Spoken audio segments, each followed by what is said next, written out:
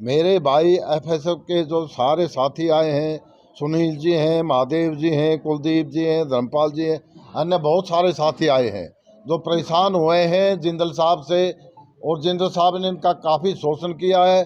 कभी छत्तीसगढ़ लेके गए, वहाँ पर इनका शोषण किया, बोला था कर्मचारी बना के लेके जाएंगे, और इन्होंने वहाँ ले जाकर जिंदल साहब ने क्या किया, इन्हीं की ज़बानी मैंने इनका दुख सुना, दर्द सुना। इनको वहाँ पर सिक्योरिटी कर्मचारी बनाएगा, जबकि ये इतने इकट्ठे हैं, इनकी सारी जवानी उन लोगों ने खराब कर दी है।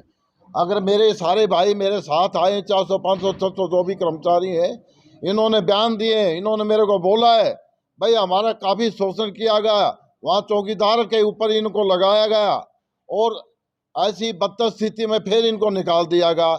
अब जब ये 20 साल के थे, फौज में जा सकते थे, पुलिस में जा सकते थे, लेकिन बीजेपी के शासन में ना तो इनको नौकरी मिली, और बहला फुसला कर इन लोगों को अपने प्रतिष्ठान में, फैक्ट्री में ये कह के ले जाएगा कि वहाँ अच्छी नौकरियाँ मिलेंगी, अच्छी तनख्वाह मिलेंगी।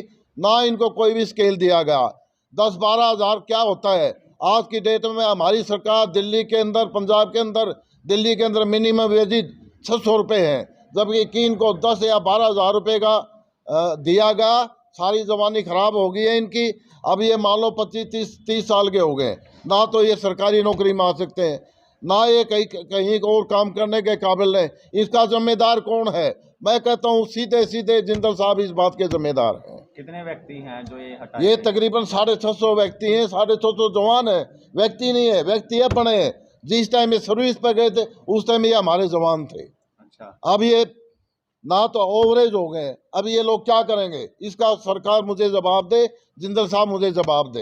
इन बच्चों का भविष्य क्या होगा? तो आप लोग क्या करेंगे जब इनके लिए? हम लोग ये करेंगे, हम रोजगार पैदा करेंगे, यहाँ पर रोजगार पैदा करेंगे, फैक्ट्रियां लगवाएंगे। सरकार की तरफ से 30 लाख नौकरियां खाली पड़ी हैं, कोशिश करेंगे उसकी।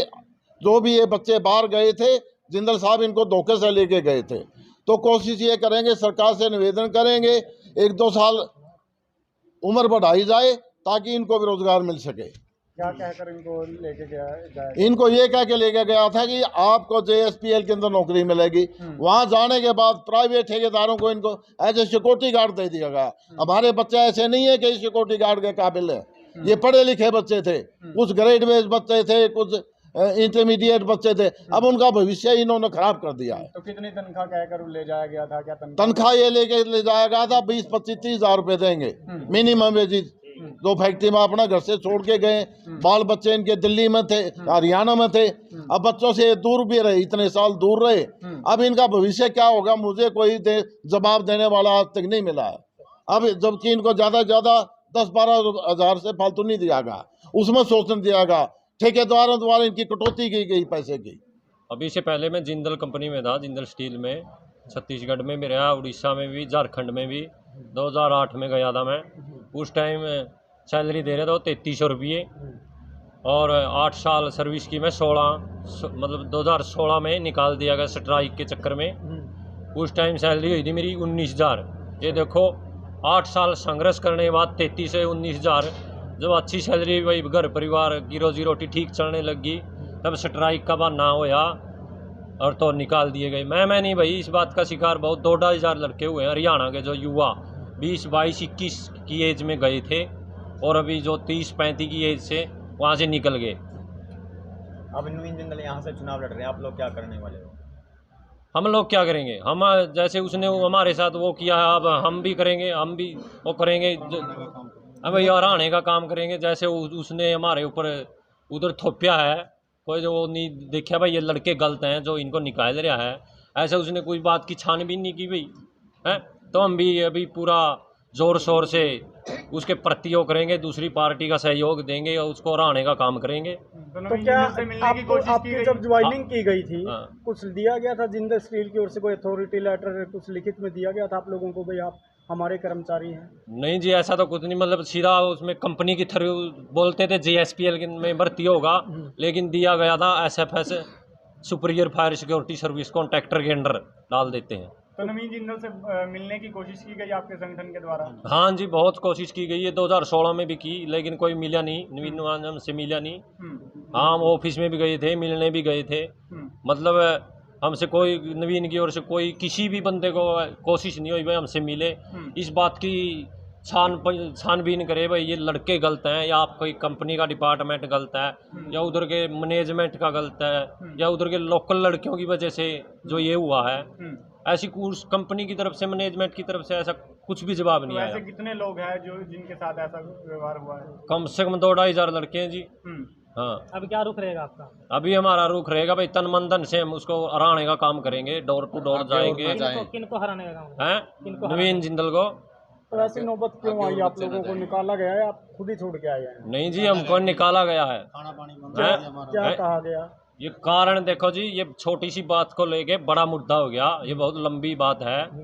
जैसे हमारे भाई उधर फैमिली रखते थे, 100-150 लड़के जो भी प्लांट के हिसाब से फैमिली रूम डिवाइड किए हुए थे। ये छत्तीसगढ़ की बात है। छत्तीसगढ़ में जो फैमिली रहती थी हमारे भाइयों की, उधर में लोकल लड़के आते, मतलब गंदी हरकतें करते थे, आप कपड़ा में आते, सिट्टी मारते या कुछ गाली गलौज करना। इस बात को लेकर लोकल लड़कों के साथ थोड़ा झगड़ा हुआ था आपस में। फिर वो तो उधर के लोकल थे, हमारे तो इतने लड़के नहीं थे उधर। बात बढ़ते बढ़ते वो ज़्यादा हो गए, हमारे लड़के कम थे, आपस में मार पिटाई शुरू हो गई। मैनेजमेंट की ओर से कोई रिस्पॉन्स नहीं मिला, भाई गलती किसका है? नौकरी प्यारी नहीं है भाई, इज्जत भी तो प्यारी है।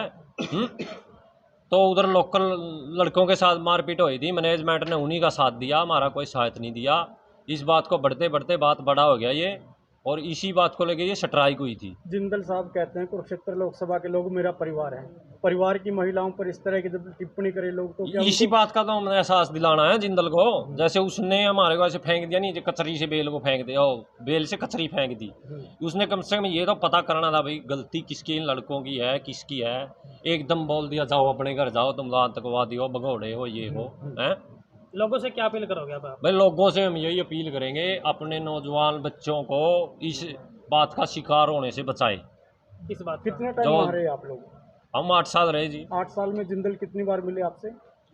एक बार भी नहीं मिले हमसे तो। 8 साल में एक बार भी नहीं देखा आपने? हैं अच्छा, कभी मिलने नहीं आए? किस तरह? वो तो अपने काम से जाता है, कंपनियों में अपना काम से जाता, हमसे तो मिला नहीं हो कभी। तो आपको लगता है कि सांसद बनने के बाद वो आपसे मिलेंगे? ना मेरे को तो लगता नहीं मिलेगा, और मिले भी जाओ अभी क्या फायदा हो, तो हमारी जवानी के साथ तो खेल लिया ना। अब जब वोट मांगने आएंगे सांसद साहब, पूर्व सांसद साहब, तो क्या विरोध करेंगे जी, बिल्कुल विरोध करेंगे हम। उनसे सवाल भी पूछोगे आप? हाँ जी, हमें कोई इसी बात का जवाब चाहिए जी, मीडिया के माध्यम से पूछेंगे हम सवाल। जब आप इधर है मीडिया के सामने बोलते हो कि कुरुक्षेत्र कैथल तो मेरा भाई है, परिवार है, तो इन्हीं के बच्चों के साथ ऐसा हो रहा है, तो आपने इस बात का खुलासा क्यों नहीं किया भाई? जानकारी क्यों ली भाई? मेरे परिवार के साथ गलत हो रहा है। जी सर, क्या कहना मैं चाहिए? एक बात आप बीती बताई है। मैं एक बात और कहना चाहूँगा। मेरे पास ये भाई संपर्क में है 15-20 दिन से।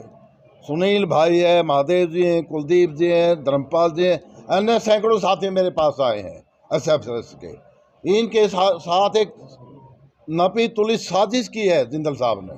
जिंदल साहब ने क्या किया है, पहले तो सर्वेंट क्वार्टर अलाट कर दिए इन लोगों को, बाल बच्चे लेके चले गए। हमारी बहनें, हमारी बहुएं, हमारी छोटे छोटे बच्चों वाली भी साथ चली गई।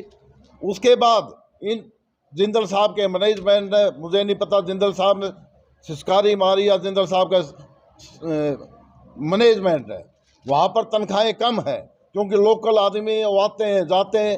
ये लोग यहाँ से गए थे, इनको जितनी तनख्वाह लेके गए थे उससे तो स्पेशल ठेकेदारों को अंडर में करके शोषण किया गया। हमारी बहन बहू और बेटियों के साथ जानबूझ के खिलवाड़ किया गया है। ये लोग स्पष्ट कहना नहीं चाहते, एक साजिश के तहत किया गया ताकि ये लोग खुद ही भाग जाएं वहाँ से, क्योंकि वहाँ तनख्वाहें कम है, हमारे बच्चों की तनख्वाहें ज़्यादा है। ये उनसे हर्षपूर्ण थे, ये उनसे ज़्यादा काम करते हैं, इसलिए एक साजिश के तहत इन सब बच्चों को हटाया गया वहाँ से। इनकी जवानी बर्बाद कर दी गई है। जैसे कि अभी अग्निवीर के अंदर भारत सरकार कर रही है 5 साल की नौकरी, उसके बाद हमारे बच्चे क्या करेंगे? ये तो खुल्लम खुल्ला दिखाई दे रहा। अभी कोई सुनने वाला नहीं। इस देश में अत्याचार हो रहा, शोषण हो रहा है, किसानों के साथ हो रहा है, मेरे नौकरी पेशा भाइयों के साथ हो रहा है, कर्मचारियों के साथ हो रहा है, व्यापारियों के साथ हो रहा है। एक वर्ग भी ऐसा नहीं बचा। और तो और आपके मीडिया के साथ भी हो रहा है। एनडीटीवी का क्या किया?